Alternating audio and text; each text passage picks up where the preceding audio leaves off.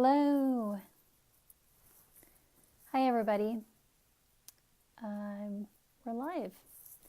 So today, Sunday, we're going to be interviewing Simcha Natan. Oh, there she is. She's already live.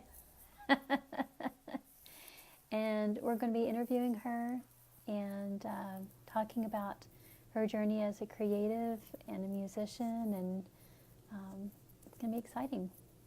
So I'm going to go ahead and add her really quick. So it's a beautiful day. It's gray and cloudy here, but it's still a beautiful day. So Simcha is a musician. She is an author. She's an artist. She has beautiful devotionals and beautiful CDs. And I can't wait for her to share some of that with you and to ask her about her journey. Hey! Hi! There you are. Oh, goodness. We made it. We made it. Does it look like I'm looking far off in the distance? No. No? Okay, good. We look like we're doing a couple of mugshots. Well, welcome. Yeah, my first Facebook Live, I just realized. Wow, really? Well, it's not too scary. You do live interview things or live feed all the time, so, or videos. Yeah. You do a lot of videos. Yeah. Yeah. So Awesome. So exciting. Well, can you tell us a little bit about who you are? And I think you'll do a better job at explaining who you are than just me. So explaining who I am? Yeah, tell us a little bit about you.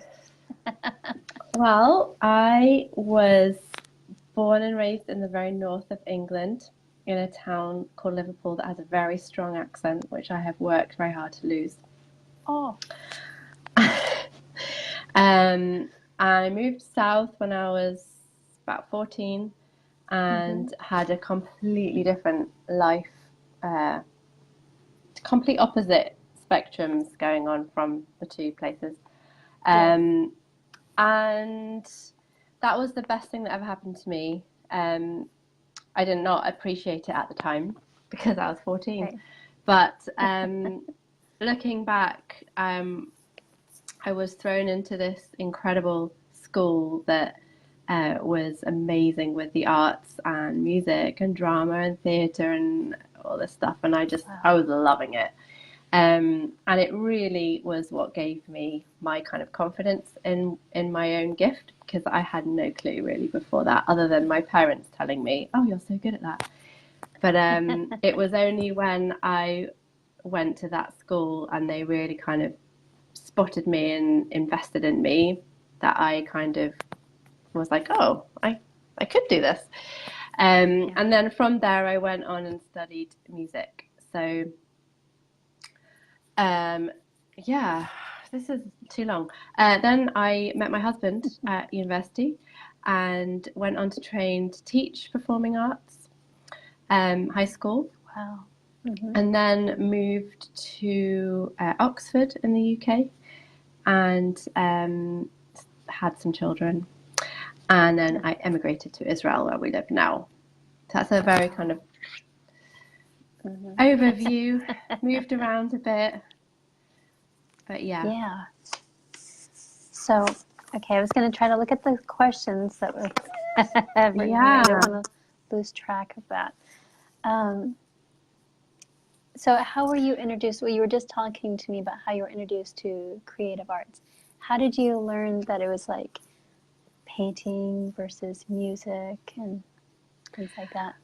Well, I think that's probably my biggest issue, is that I don't know which one it is, because I'm just a creative. I love all of them, and when I was at school, it was always my biggest problem is, but I want to do drama and art and music and textiles and everything. and I couldn't ever choose. And I didn't have to, actually. It was amazing. I didn't have to. They said to me, you know, you don't have to do history or geography. You can do textiles and art and music and everything. So I just did art. Nice. I just did the creative arts all the way through. It was so good. They didn't let me drop math, unfortunately. But I did do all of them, which was amazing. So from a really young age, I just was involved in a lot of music, mostly music, dance and drama, and then art kind of came in. But from age 3 or 4, I was fully into music and learning piano and going to classes, and yeah. So it was basically all I knew, because it was my world. That's awesome. Yeah. Okay. And so you've always known that you've had a creative gift, because that was always there. How about your family, like your mom and dad, and were they also creatives? My mom is very creative, and my dad is musical. Awesome. And so I was really lucky, because I was definitely, like, I had a zone that I was definitely in, whereas my poor brother, he's kind of good at everything. So he was like, I don't know what to do, because I'm good at too much stuff. I never had that blessing. Wow. So I was always just the creative one, and inherited from both of them. My mum is very creative. She's a painter and a writer and a poet, and awesome. And my dad is a musician, so I was brought up with my dad playing the guitar and singing, and brought up on the Beatles and James Taylor and all the good classics. Yeah, and being raised in Liverpool, where the Beatles were, I was definitely aware of the legacy. Yeah. Did you ever meet any of them, or? I'm too young. No. No. Well, there's okay. That was my dad's generation. I was more in the Backstreet Boys generation. Gotcha. Yeah, no, I did not meet any of the Beatles. Okay. I'm like, run into them in a shop. Hey. Yeah. I'm sure they get that everywhere. No. I was going to ask you, okay. Well, tell us about some of the things that you've done. That's what I have another question, but I was wondering that I've about, done. Like, as far as like, can you tell us about your devotionals and some of your CDs and part of that journey? Well, the unexpected adventure that I got taken on, yes. Well, it all started. Shall I just tell you the whole story? I'd love to hear the whole story. Okay. Yes, that'd be great. Okay, so really what happened was, I was in this amazing school that was throwing me in and pushing me and developing me and feeding this passion for music and creativity and drama and performance, and I was loving it, but I knew that it was not a very secure world, and so I thought about what else I love doing, which I am a people person. I love connecting with people. I love to take care of people, and I'm quite a pastoral person, and that kind of thing. So I thought, well, why don't I do that as a job, and then do the music and the creative stuff on the side, like as a hobby. And so I said to God, I gave him an ultimatum, and I basically said, right, I'm going to apply to do nursing. And if you don't want me to do it, you're going to have to close the door, because that's got a job at the end of it. And I was at a very posh private girls' school where nobody ever got denied university place. No, heaven forbid. And I got denied 6 times over in a week. And they were mortified. They were so upset. They were on my behalf. They were, we're going to fight this. And I was like, no, you really don't have to, because I did I did ask God to make it clear. I think that's fairly clear. I think it's so I knew that it was no to that and yes to the creativity. So I went and studied music and theology. And that was kind of where the crazy adventure began, because I realized very quickly that I did not fit the books at all. I couldn't, I really had to betray quite a lot of my kind of authenticity in order to pass the course, which I did. But to write the kind of songs they were looking for and write the kind of papers that they were looking for, it was really more about ticking the boxes that I'd read the right books and could regurgitate it, right, than what I really thought, or my own musicality. So over the course of that 3-year degree, I really I lost myself, really. I lost my own individuality and kind of just fit myself into a box. And theology wise as well, I left hanging by a thread in my faith and ran off to Oxford, where my he was my boyfriend, turned fiance very quickly. He lived there, and going to Oxford when you've forgotten who you are and lost yourself is not a great idea, because because it's full of very clever people who know everything better than you. Everything. So literally everything. So we were there for 8 years, and it was an amazing place to live. We have some fantastic friends. But for me, it was another 8 years of shutting down and really turning my voice off, and musically basically just evaporated. There was some difficult situations that happened with authority and some very negative words spoken over me and things like that. So over a course of, in the end, it amounted to about 15 years, I was just completely shut down. And when we moved to Israel, we had a very difficult time getting our paperwork, which resulted in even more shutting down, because the government didn't want me to be who I was either. So I just really just was completely dead inside, and was a bit of a walking zombie. I was kind of just completely shut down, and was somehow being a mum. I don't know how I was doing that, actually. Must have been a really terrible mother. But it all kind of changed when there was a series of events, and I don't want to go into too much detail, but really I just broke. I just completely broke before God, in a good way.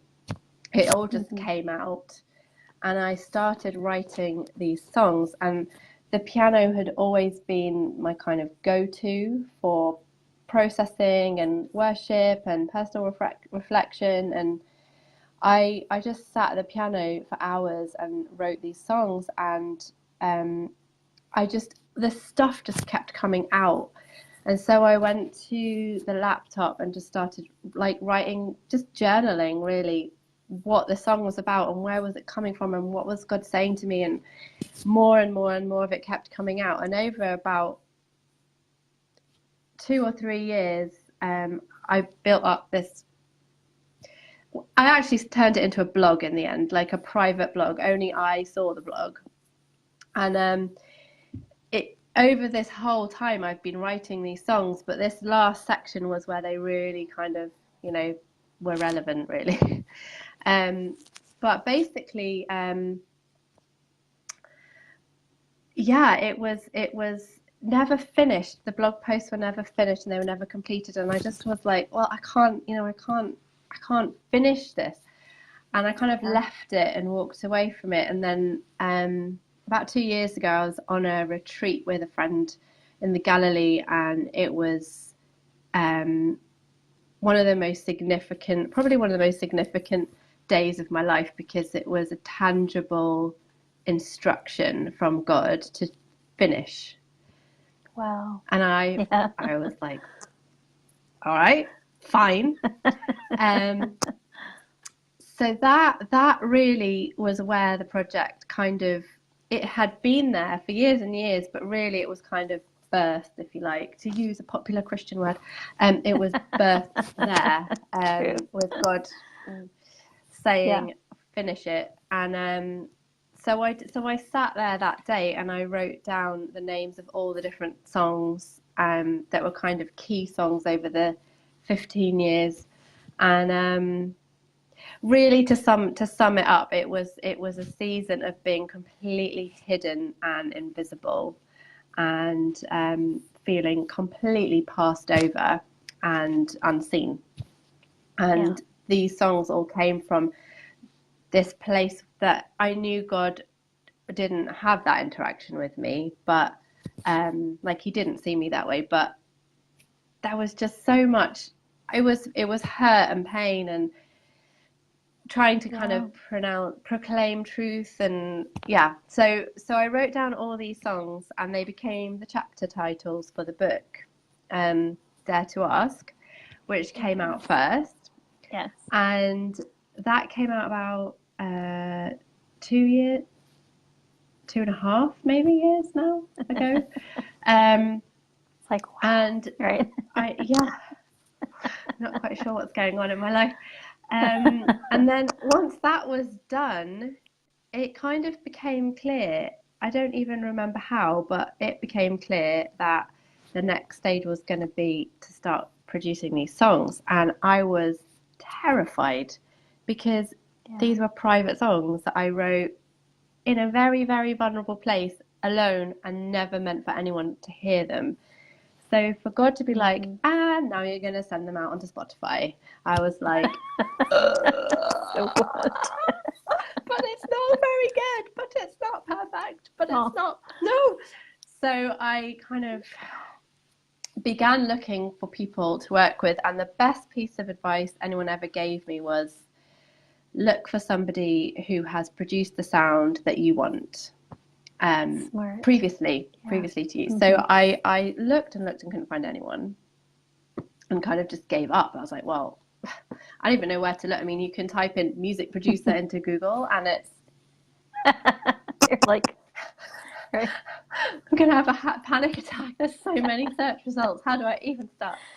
So I kind of just left it and was like, well, God's gonna have to show me how this works. Yes. And that was kind of when the next stage of miracles started happening. And through crazy series of events, I found the guys I'm working with. Wow. Who are amazing. They are so much more than I would have ever hoped for. And so the music started coming out, but right before, or it actually might have been during the production of the first CD, because there's three. Well, the third one's about to come out, but during the production of the first one, God kind of just gave me this download that was like a zoomed in process of what you have to walk through in order to dare to ask. And it was kind of like a 30-day, like I knew straight away this is a 30-day devotional, and it's like a zoomed in process of daring to ask. So that became the 3 CDs, and the devotionals go with the CDs, and they all come under this book. So so that's a very long version of the project. No, that was awesome. Yeah, and the painting came in. Yeah. I don't even know how it started, but I just remember one day I sat down and I just was like, I saw a picture of one of the songs, and I had never actually painted with watercolors before. I used to only ever do acrylics. So I was like, I think I can do watercolor. I'll just give it a try. And I sat down and did it, and this painting came out, and I was like, that's quite good. I think that's all right. And that's awesome. And so then the paintings kind of just came out from that, and so it's this whole multi-sensory. I don't fit into a box. It all started with that. I don't fit very well into boxes. Actually, I really think I'm just going to say, I think that's the fact that you don't fit in a box. I think that's, I'm going to use the word prophetic. That's another, Christian word we use. Amen. I take it. Amen. Yes. For what God is doing right now, and like Yep. unlocking these boxes and taking people out of these titles and these things that I'm a Yep. this, I'm a that. And I agree. mm-hmm. I agree. I think that many people have their colours all gone and they've all washed out into some form of grey, and I just don't think God paints with grey ever. And I think we all need to find that unique shade of colour that He's given us and be true Amen. to it, because that's the only version of it we'll ever walk the planet. That's So true. I'm a big believer in that. 50 Shades of Grey is just not from God. No, not at all. That's far from that. Yeah. Yeah. Just don't think it's in his colour palette. I would believe Don't 50 either. Shades of Magenta any day. True. Okay. So I was going to ask you, did you ever think you'd be selling books and CDs and things? I think that's a no, but I never in a million years, especially the book part. No. right? Like, I was always really good at creative writing at school, but it never crossed my mind to actually wow. pursue that. Like, it never crossed my mind to Mm-hmm. study creative Like that writing or area. English or no, never. I've got a very overactive imagination. I'm one of those people that can't quite tell the difference between what was a dream and what was real life, and I'll punish Right. people for things they've done in their dreams, in my dream, and not Dear. realize that wasn't real. So I have a very vivid and overactive imagination. So I think, but that I think has actually been a real gift. Not because Mm-hmm. I'm writing what's it called, fiction and making stuff up, Right. but No. because I do tend to see things and approach things from a different angle, which I didn't even realize I did until I wrote the book, and then that's what people came Wow. back to me and said. So then I was like, Mm-hmm. that makes sense, but I didn't intend for it. I didn't sit down and go, Interesting. now what angle can I approach this that's different? So it was totally the Right. other way around. So And because you had never like pictured yourself doing some of these things, I mean, even after you did write the books, and I think your approach to how do I market this or share this or anything, it's just trusting the Lord. that is a real challenge to get right. Mm-hmm. And I mean, listen, everybody gets their own strategy. God has a Right. unique path for everybody, and I've got people around me that swing from the extreme of, consistently asking for invitations, and I'm coming to the States on these dates, who's going to book me, and I'm going here, Right. and that is fine for them, and Mm-hmm. God is blessing them. But for me, I've always felt I've seen it modeled by people that I very much trust and look up to, but I also felt like God really dropped it in my heart as well to just never ask. So although I wrote a book called Dare to Ask, I'm just not allowed to ask. It's quite ironic. That's awesome. Sorry. So I won't ask. I won't ask for money. I won't ask for Right. invitations. I won't ask for anything. I never have, and I never will. It just means that if and when invitations ever do materialize, I just know that I haven't concocted it myself, and I don't have to sit and decide, well, which of these Mm-hmm. man-made opportunities is right and which is not. Like, they're all going to Because you know be that He brought it. Mm-hmm. totally out of the blue without me Mm-hmm. doing anything. So then obviously I still pray, is this, sometimes it's just really not a good idea. Right. Mm-hmm. But on the whole, if things come up, then I can be sure that that's God opening a door. So yeah, that's Awesome. kind of how I approach it. I'm very happy to announce things. I love Yes. sharing stuff, and but I don't pay for advertising or Right. spend money on promotion or anything like that. And there's so many that No. feel like they have to do a lot of that. no, that's, And for some people, that's the right thing. and if the It's Lord told you to, genuinely then okay. do it. Yeah, that too. Yeah, absolutely. Yeah, I think it's easy sometimes to judge, well, why is this person doing this or that? But, if something, it won't always make sense to everybody else either. And Yeah, we're not setting out to please man, right. but to Exactly. honor the Lord. Exactly. Yeah, exactly. Yeah, but I think it's also very difficult, people who are in the creative world, the whole issue of money is, Yes. wow, especially if you're providing for a family, it's Mm-hmm. a real stress to carry the pressure of, well, how am I going to make money if I don't, market it and push it and promote it? And it's really a difficult one to surrender. I've really struggled with it, and my husband will Mm-hmm. tell you stories.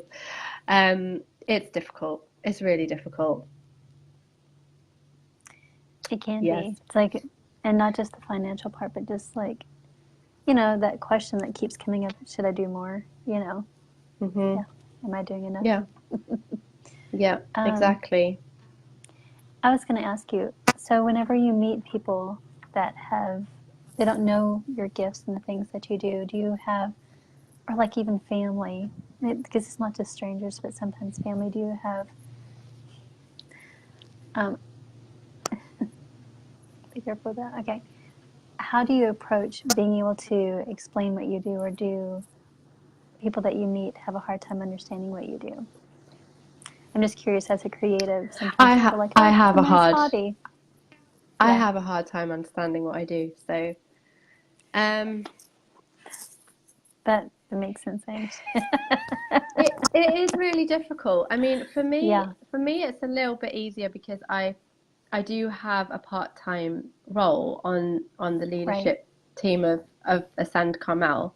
So that is kind of an easy way in. I just kind of start with that, and I'll just say, I've got a Right. part-time job. And they're like, then they immediately say, oh, well, what do Yeah. you do with the rest of your time? And then I'm like, oh no. I usually just say, Yeah. I do I write books, and I'm a musician and artist, and then And they people kind of go, go, oh, yeah, okay, and they either want to know more or they don't. And if they want to know more, I can do a much sure. shorter version of the story that I Yeah. told you. So Gotcha. yeah, but Do it you run is into really it a hard lot? when you're Yeah. um uh not really, actually. I think I I find that I'm either end up talking about Ascend because that's much more interesting, Gotcha. or people already know, so they've got in touch with me Mm-hmm. because they already It's knew because they already something. know. Mm-hmm. Exactly. So, Gotcha. and my friends and family already know, so I don't often find myself explaining my life so much. I'm trying to think. I don't think I do that very often. I had to do it a lot when I went to the States and everybody I met was a stranger. Then I had to do it a lot, and that was interesting. Yeah. That was my I'm first just going to wear a experience of the sign. Here's States. a sticker. This is who I They am. have very different reactions to English Really? people. It was very Oh, interesting for me, and I was in Georgia, so I was in the South, which was awesome. gotcha. But I was like wide-eyed and like, oh, what's going on? It's so culturally Yeah. different, and you just don't expect it Wow. because everybody speaks English.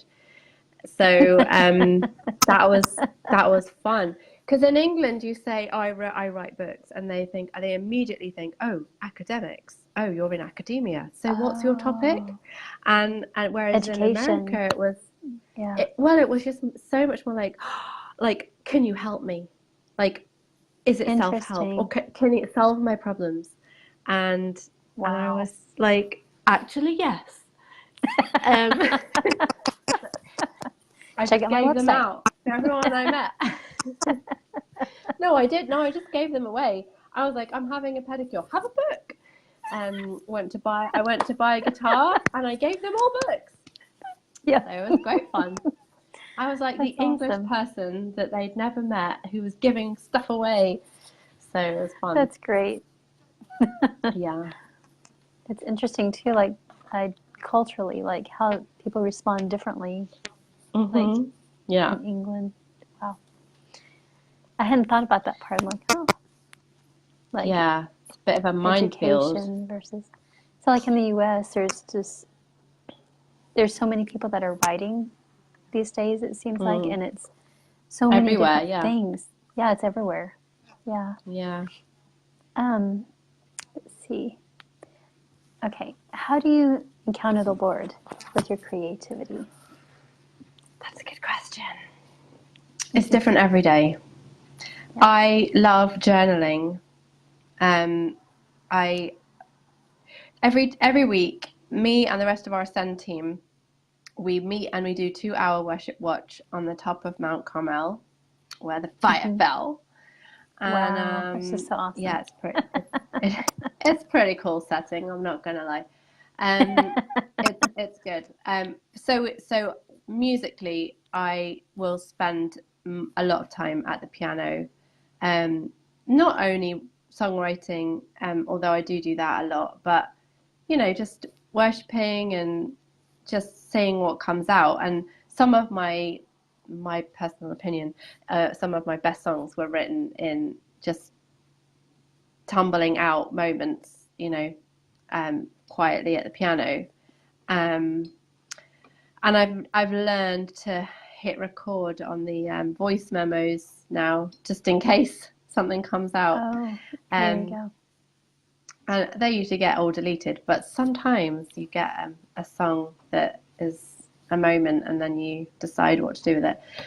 So that's one way. Journaling is a big one, but on these Wednesday watches, once a month, we decided we were gonna, because we host a lot of groups and we're often having visitors joining us, and once a month we decided, no, we also want to have our own space. So we decided we're just going to put a CD on, or just instrumental music, and we're just going to be with God and in the sanctuary and just not have to lead anyone or do anything. Yes. And I love that, because then I go nuts in my journaling Bible, and I'm drawing and calligraphy and color, and the art comes out. And when I'm at home as well, it will be journaling or art or music, or if my back will allow me, which it never does, but I pretend that it will one day. Dance. I used to be a dancer, and I can't anymore, but in my head I can. So in your heart you can. Yes. Exactly. In my heart I can. Yeah. That's right. Wow. Yes. I was going to ask you a quick question. Yes. Is it? Can you by chance turn on some of your music, where we can hear it in the background? Or yes, I thought about asking you that. Okay. I can. I have the other phone next to me. My husband never took it, so I have my phone. Okay. Right here. What would you like me to put on? Whatever you'd like to. They're all great. So first or second CD? And that answers the other question. You have two. I have two. 2 CDs. I have three. The third one is just not. It's just okay. We'll just play it through. That sounds great. Okay. The third CD is not out yet. It's all written and is in pre-production right now. And can you hear that? I heard something. And where's the sound going? Sorry. There yeah? it is. So you need to hear it right. Can you hear me? Yeah, can hear both. There we go. Yeah, the third is in pre-production. Started having meetings this week actually with the guys Awesome. to get that on its way, and I've got it booked in. The studio dates are in for April, so the final CD, final hurdle. Exciting. And then I have no clue what my life will be like, because it will be done. It will not be done. It's just starting. I hope so. I hope so. I believe that. So I was going to ask you, let's see. Gosh, like we covered all of these things. What is God calling you to in this season, do you think?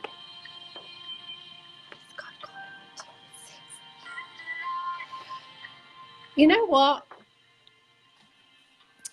That's not on the list, by the way. Caught me off guard. It's right there. Is it right? Is it on your there? creativeness, like, what is that's God calling different. Okay, well, that's a different question. What's God calling me to? It's a really funny one because, I describe this whole journey as being one where I've been hidden and invisible and passed over and really in a desert, very long and desert season. And what I would say is through the whole production of this whole project, I've had to remain very hidden. And, people think it's all glitz and glam and you've got a CD, so you must be touring the world and singing. No, it's not like that. It's the same pressures as anything else creative, an artist who's struggling to sell. It's the same problem. It's a completely oversaturated market and very difficult to get found, heard, seen, and I won't ask. So it's even harder. So what is God calling me to? I think it's always been about obedience at any cost.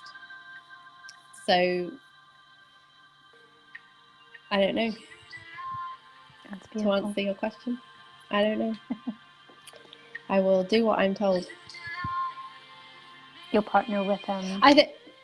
I think a big lesson I had to learn after the second CD came out, it was a major step forward for me in terms of everything went up a level. The devotional, just even in the topics, the first CD is all about the devotional takes you on this journey of learning to dream with God again and reconnecting with those dreams and passions that God puts in all of us, sometimes from childhood, that we kind of dismiss and we think of as being immature or irrelevant to our big grown-up lives, and actually sometimes those are the best indications of what our original calling was supposed to be.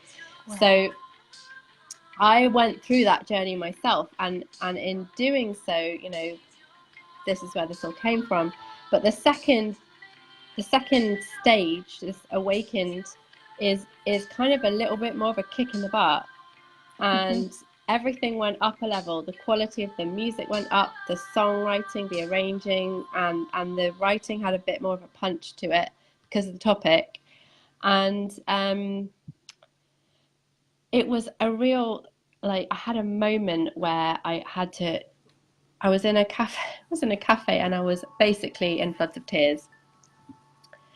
And I had to just come to this realization that I am fighting with the God of the universe here, and holding him ransom and having a temper tantrum, like I'm holding him hostage to what I want and what I think I'm entitled to.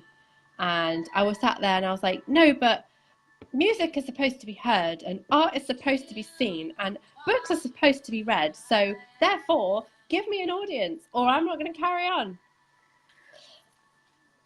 And I had to just have this moment where I was like, I'm actually not entitled to anything.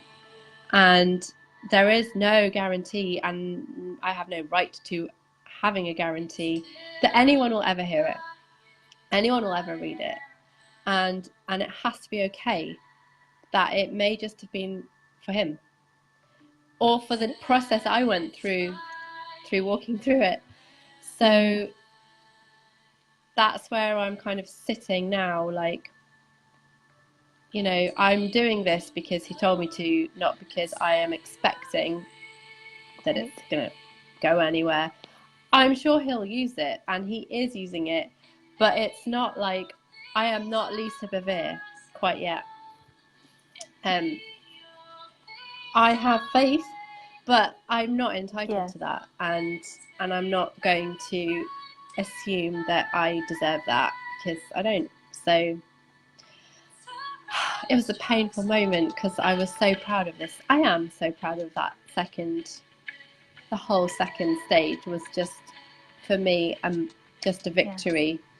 So to have to kind of let go of it and surrender it, that it may never be for anyone but an audience of one, was difficult, but I did it. That's hard.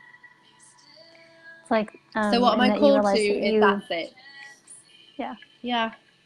That you create with him, and that's the goal. It's like you partner with him, he makes you creative, and you create alongside with him, and that you have to be content with that creation. Yeah. And it's exciting, you can see what he does with it too. And and I think he is. one of the things that God spoke to me very clearly about many years ago, before any of this happened, was actually through a Heidi Baker meeting. She came to Oxford, and I was leading worship at the meeting, and she was speaking, and it was the first time I'd ever heard her speak, and she spoke about stopping for the one and loving the one, and it just, something just so deeply connected with me. And you know, part of my passion is one day to work with trafficked women and children in recovery and in using creativity in their rehabilitation. And that was just like such a confirmation to me. But God's really shown me through this whole process that, you know, when I get a message from somebody on Instagram saying, I've just read your book and that has blessed me, or whatever, that's the one person, and so therefore the entire project is worth it. And so even if it's one, and it's not one, but you know, I'm not platinum selling yet, and you know, it's one at a time. Exactly. One at a time. And I really believe that, well, you know, the kingdom of God looks so upside down compared to the kingdoms of this world too. Yes. And I believe that the kingdoms of this world are going to be flipped upside down.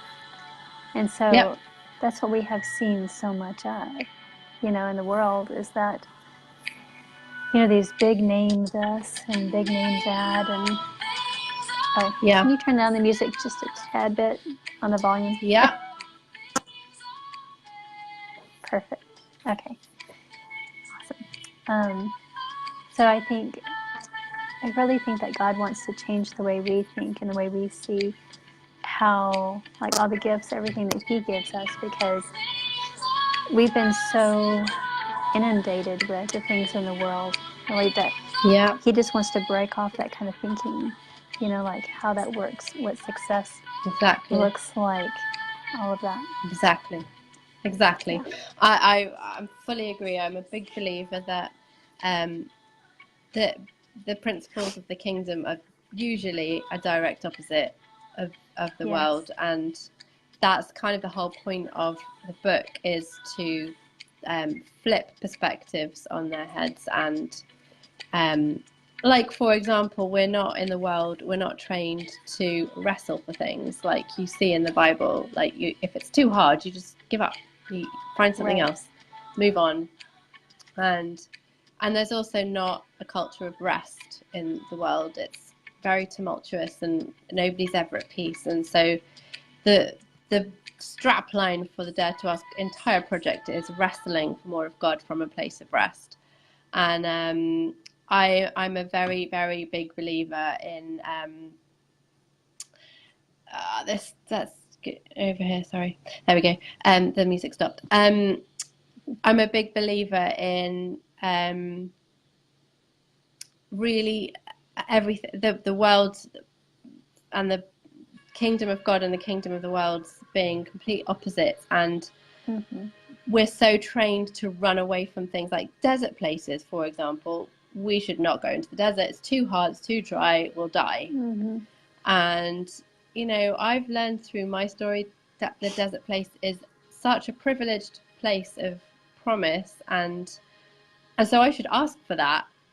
And that's kind of the whole premise of daring to ask for things that the world will tell you to run away from.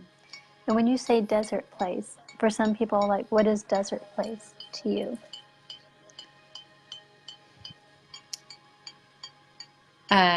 Desert place. Okay, what I now know to be the desert place, or what you think when you go in? But a lot of people think of it as desert place. They think of it as dead. I can't hear, all that. Oh, it is. It's dead. It's dry. It's parched. It's lonely. It's removed. It's separated. But in that place, you find unexpected oasis. You find living waters. You find life from the dead. You find you can hear because there's no distractions.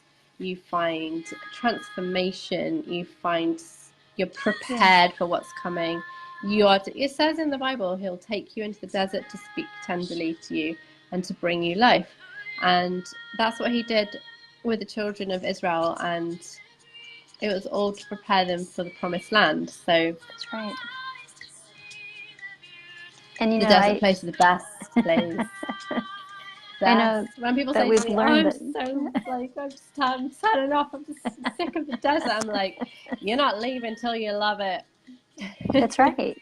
That's exactly it. It's like you have to see the beauty in it, and then all of a sudden it shifts. Yes. Awesome. I know we've heard like lots of times how they could have been in the desert for or like the transition to the promised land was like could have been 11 days, technically, geographically speaking. Yes. And some people are like, tiny. well, I don't think that I would have taken 40 years. Well, you don't know that. And how many times that we grumble or we complain and in that season. The desert place is it's become something that I think God just we take our ascend people on to the desert. And we say, right, bye bye, you're gonna go and have some alone time in the desert, and they're all like but it's always the most impacting thing we do on the entire trip. That's so awesome. Yeah. Wow. Yeah. So I want to know more about that later. I want to share more about the Ascend Carmel. Sure. So definitely. We can do that. Awesome. And I was going to ask you a couple questions. One is the cost to be a creative, an artist, and that can be the practical side. That can be like how it affects you as far as like your everyday, and then also how do you juggle everything as a mom, a creative, family? How does that work? Well, I think the cost of being a creative financially is huge, because you have a ton of costs, and unless you're successful,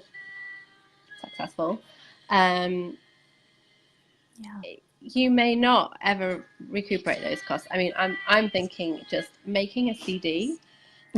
I mean, Wow. It's a lot of money, and you make 0.2 cents per play on Spotify, I think, and that's the generous. They're the most generous. So to recuperate an entire album is a massive amount of money needed, amount of playing, and that's just music. You get into the arts, and if you're in fashion as well, that's very expensive output. So it's huge. The costs are huge, but I think I don't ever believe in people living beyond their means. And that's been something that I've really had to seek God about, because we went through a season where financially it was just not a good situation, and I was the only person in the family that could actually change the situation, because I could go and get a job. My husband already had a full-time job. He couldn't do anything about that. He hadn't one. I could have gone out and got a job. So I spent hours searching, praying, asking, looking, pushing doors for part-time work, and every single door just got slammed, and it just got so ridiculous. I mean, I was applying for jobs that looked like they'd been written for me, like perfect jobs for me. Right. And they all just no, or nothing, like no response. So after, I don't know how many applications, my husband was like, I think it's clear that you shouldn't be doing this. And I was like, but I need to help.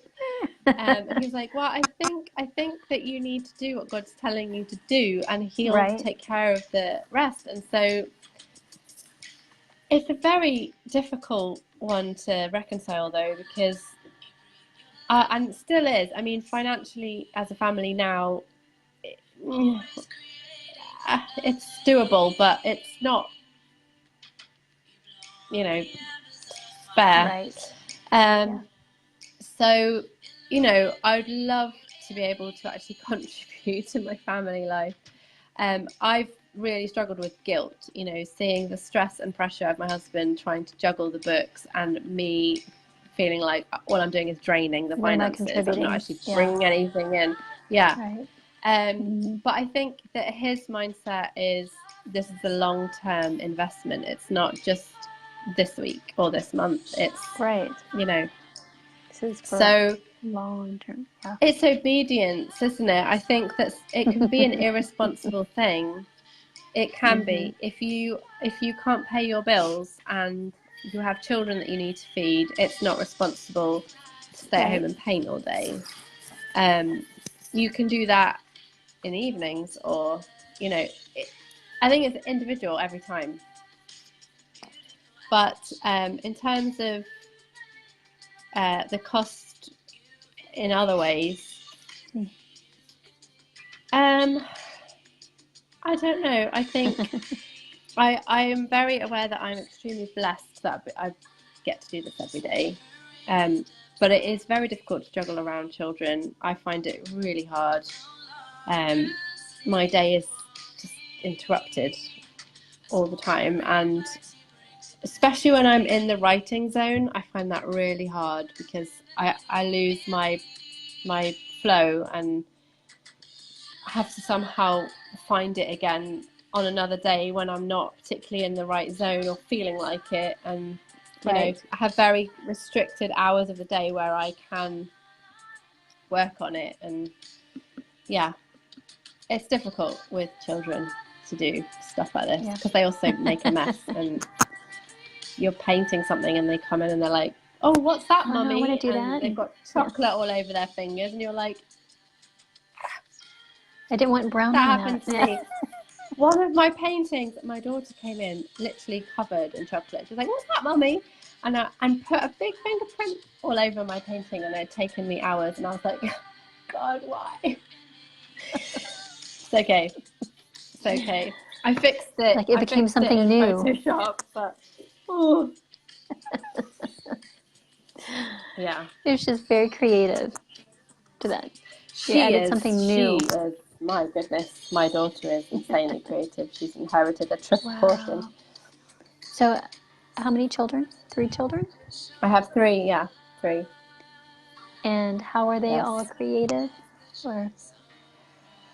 My oldest is very musical. He goes to music college, and is a bass player and in multiple bands. So I'm driving him around band practices constantly, and he's playing the Beatles and who knows what in the bedroom, constantly on the bass. And he loves music production as well. He writes his own tracks as well, so that's fun for us to see develop. My daughter is Where to even begin? She's an artist, like insane art that she produces, and she's a dancer. She trains 5 or 6 times a week, and she's she's fairly advanced dance wise. And my youngest is the same with gymnastics. He is training with Russians, so they're very strict with him, and he's competing, and yeah, it's ridiculous. Ridiculous. They're all creative and just like very. They're all, yeah, they're all very Israeli. So yes, loud. Loud. There's no quiet in my home ever. Yes. See, I've never experienced that. Not quite when I visit with you. So, gotcha. Well, that's because I make sure it's in a time when they're either out or in bed. That's the quiet time. Gotcha. Yeah. That's awesome. Yeah. Okay. So I was going to ask you as well. It says here, how did you become productive and abundant in your work, and where do you see it going from here?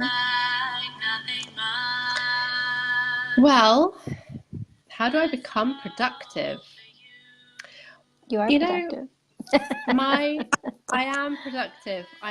Yes. I've only really recently realised I'm actually fairly motivated, self-motivated. I never would have called myself self-motivated. I would call you that very much. Yes, it's become apparent. How do I become productive? It really depends on what it is, because what I have noticed and what I have learned is that God does not allow stuff to flow when it's not the right time. So I tried to manufacture the chapter headings for my second devotional multiple times, and it just was rubbish. Like, there was nothing. It was. And then one day in a cafe, I was like, and I pulled my laptop out, and it was like, the whole 30 days, and nothing changed. Nothing changed from that list. So that's how it works for me. I just get these moments where I'm like, oh, there it is. It's here. It's now. It's coming. So you download. And then it goes. Yeah. Downloads. And those are my best tracks as well. That's so cool. The best tracks come that way. Yeah. So I become most productive when those moments happen. And then I know it's go time. Yes. So. And I think it's true, like, as an artist as well, because I think some of the best paintings and all of it come from the Lord putting something like in your thoughts, like in your heart, and all of a sudden you can see it, and then it just comes out of the brush. Yeah. That's right. Yes. Yeah. Wow. Definitely. Yeah. And where do I want it to go? Bearing in mind that I've said that I don't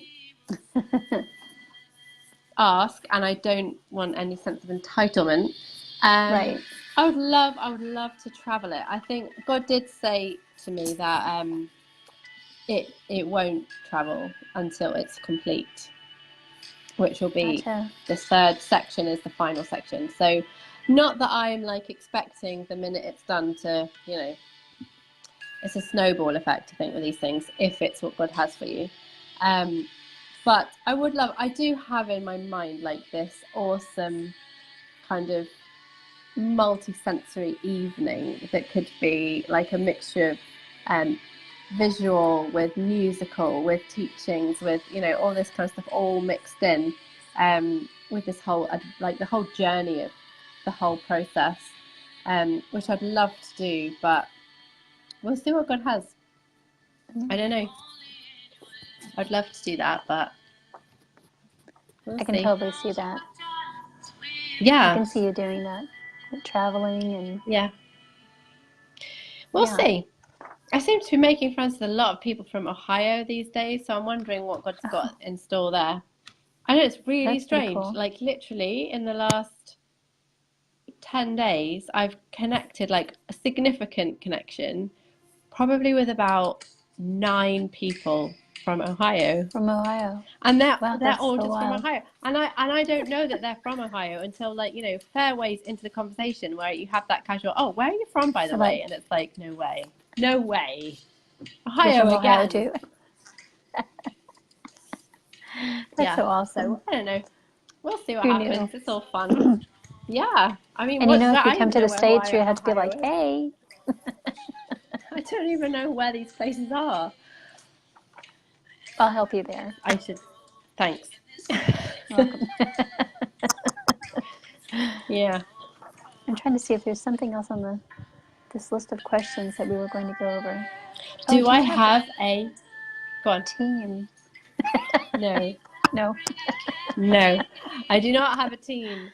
I have had a girl who has been, she's stopped now, but she's helped me set up my social media. I Wonderful. had no clue what I was doing, absolutely none.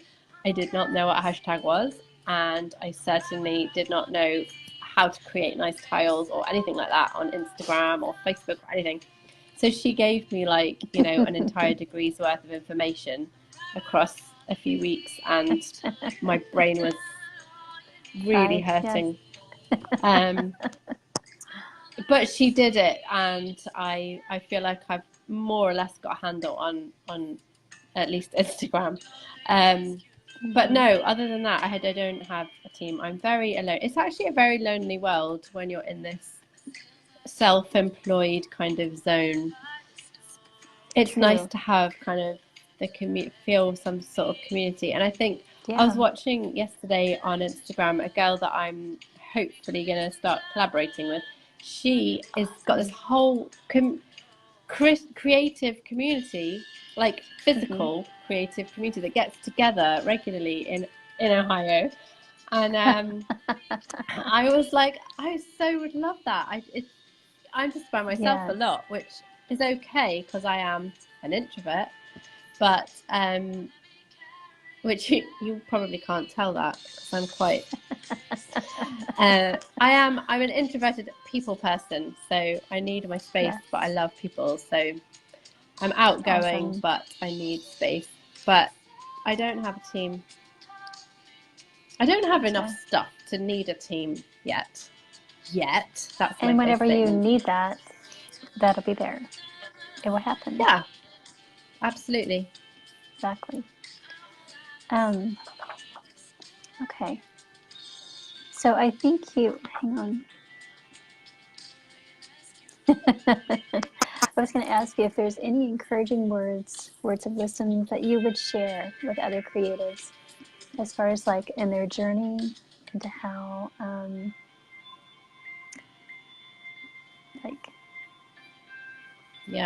going to look at my question. Just in their journey altogether.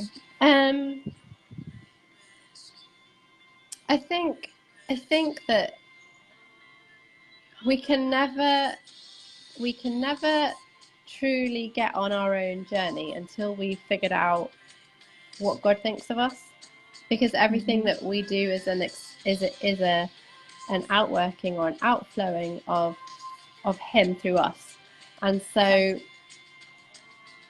I think that creatives especially have so much power because they impact the senses in ways that non-creatives or different medias can't.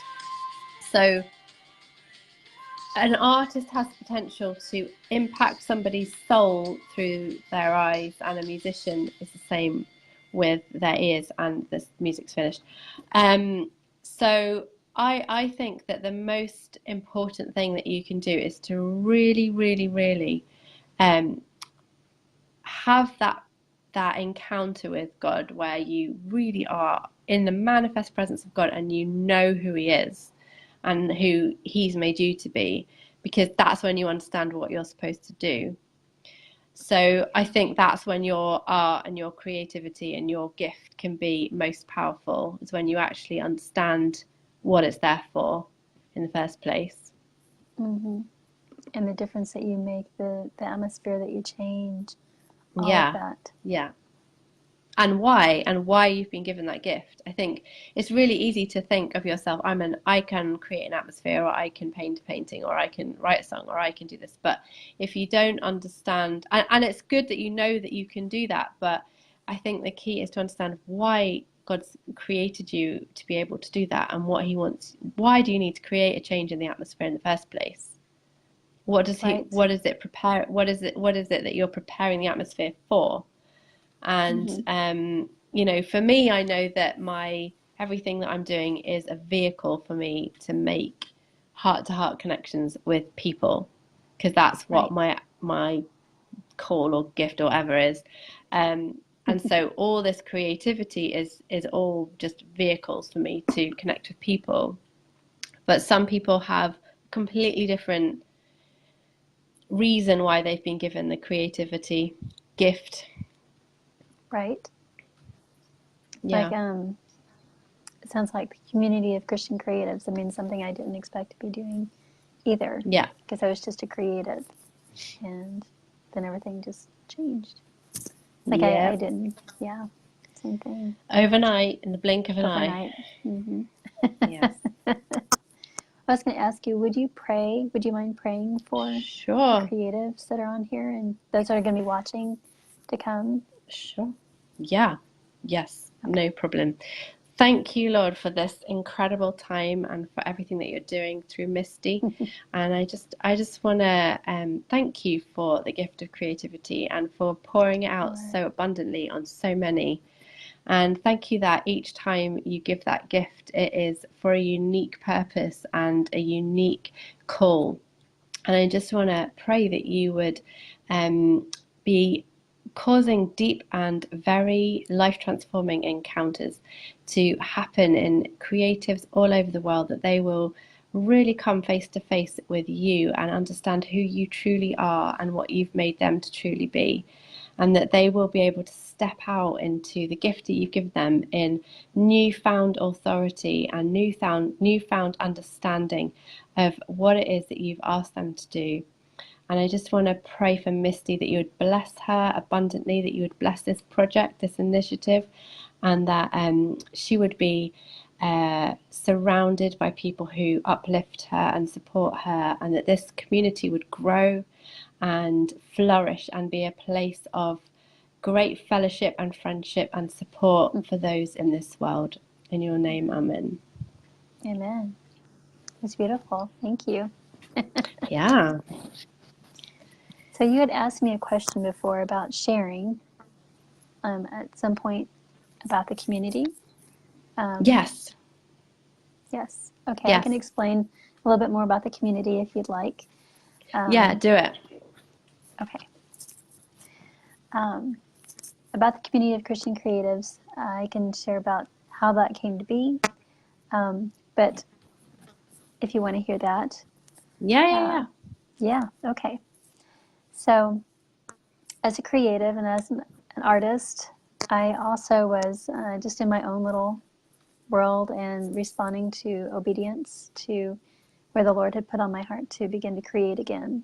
And I had put down my brush as a watercolor artist for years, and I hadn't been doing that. And then he began to stir in my heart to begin to paint again. So I began doing that. And he just kept putting on my heart that he wanted to do away with this lie, like the lies that the enemy has been speaking over artists and male creatives for years about, it's just a nice little hobby, or you know, the starving artist mentality, all of that. And God said, that's got to go, because everything I made is good. And he wants us to thrive and to be abundant in everything that we do. So I said, okay. So I began to create. And then one day I was also at the same time working from home, and I was doing transcription and things like that. And the Lord gave me instruction to stop that and to do art full time, which didn't make any sense because, so I was also laying down all of, you know, my income, you know, the second income kind of thing. I'm like, okay, come on, you know. And then he began to speak to my heart one day when I was watching another podcast. I was watching someone speak, and I don't know why the Lord does that sometimes. I'm listening to people, and all of a sudden I hear him. which seems kind of Yeah. rude, but anyway.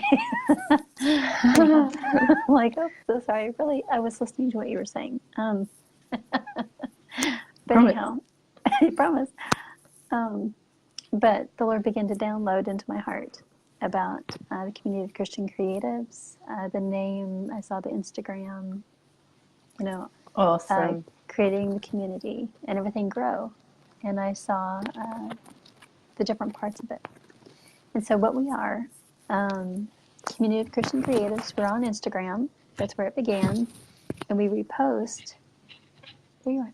We repost people's work. Whenever I get tagged in it, I repost their work. And I've been doing something a little bit new, and it looks a little bit different on the Instagram lately. And I've got some great help with that. Thank you. And so a lot of that will show up in stories, and then we highlight an artist on the page itself.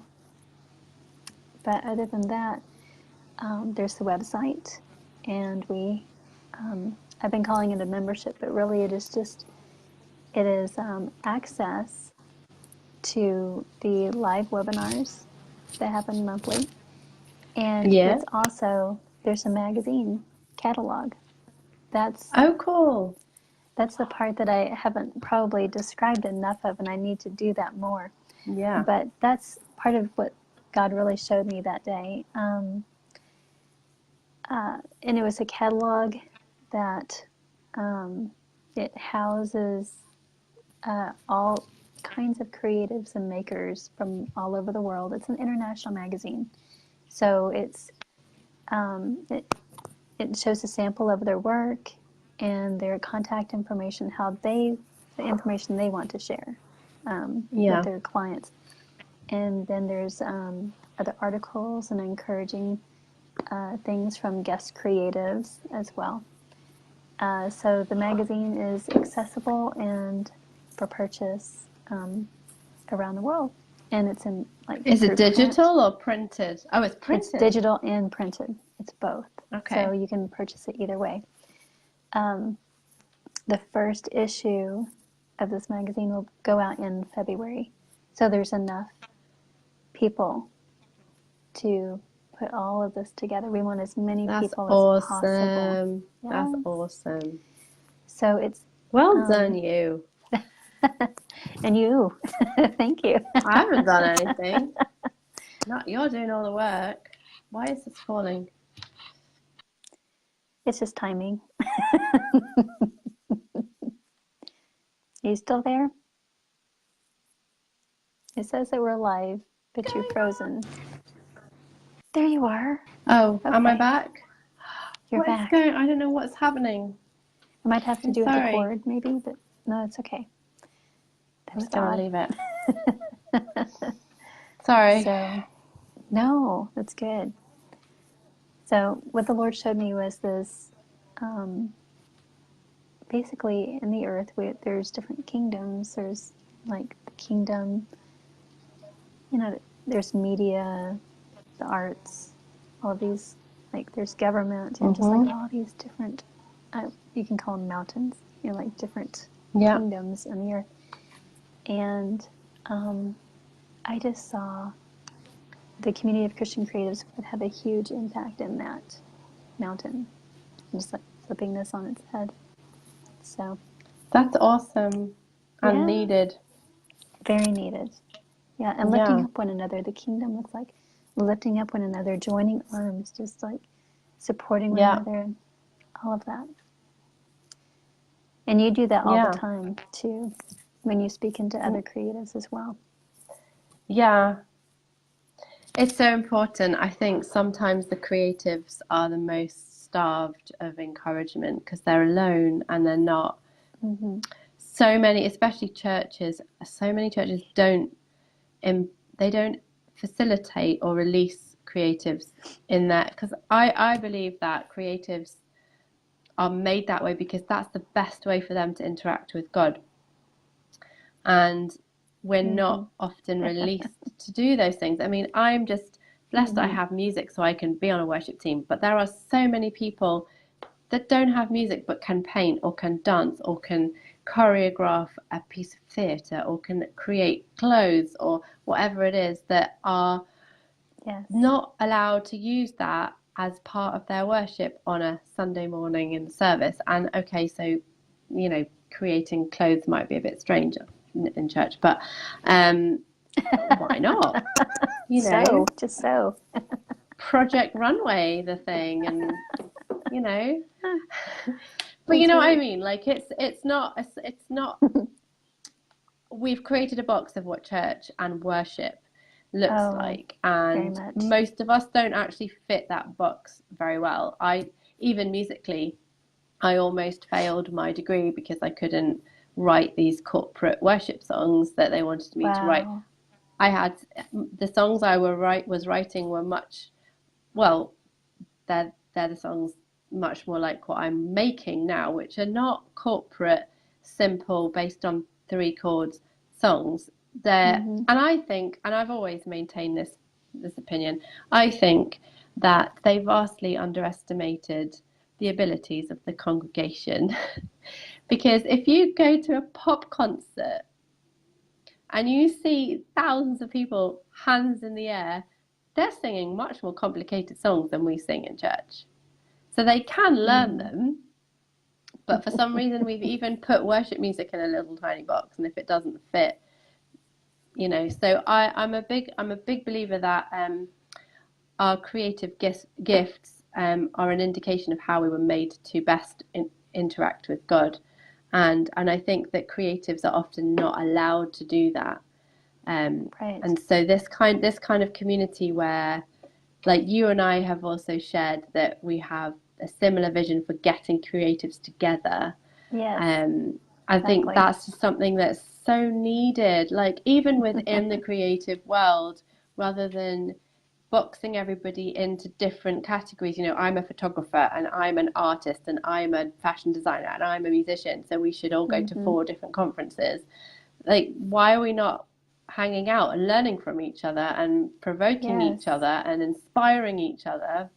Because we're all actually creative, and you can learn so much. I have learned so much about visual stuff. I don't even know any of the vocabulary for this, but visual stuff, from watching photographer friends. And I'm not a photographer, I'm never going to be, but it impacts how in my mind's eye I think of things, and then that impacts how I describe things, and that impacts my lyrics, and that impacts how I paint, and it can totally inspire. So I think we should be exactly. And I really think that's how the Lord means that, just like the body. I mean, because we are the body and we're family. We forget that too. It's like, I know it's called community, you know, Christian creatives, but it's actually a family because we're the body of Christ. And we all need each other's gifts, and it's the same in like lifting up and encouraging each other, and just like the word says, you know, exhorting one another, you know, and that we celebrate each other, and instead of having competition, and that's where it also looks different in the kingdom of God too.